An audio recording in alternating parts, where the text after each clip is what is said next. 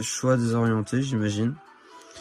Pour chaque adversaire, choisissez un artefact ou un enchantement que ce joueur contrôle. Pour chaque permanent choisi de cette manière, son contrôleur l'exile.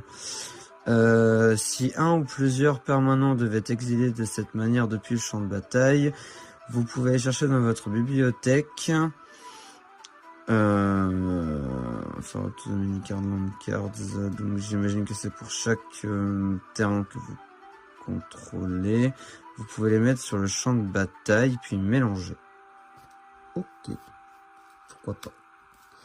Pourquoi pas. Alors mon niveau d'anglais est très suspicieux, hein, je vous le dis, vous m'en voudrez pas. Très bien, une pièce.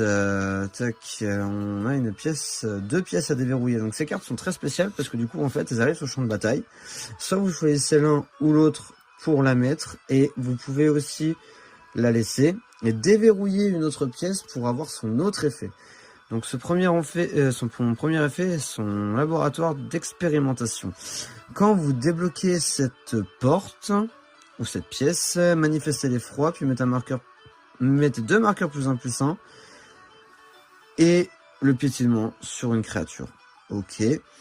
Quand une créature que vous contrôlez devait infliger des blessures de combat à un joueur, retournez une créature face cachée, mettez un marqueur +1/+1 sur elle. C'est très fort. C'est très fort.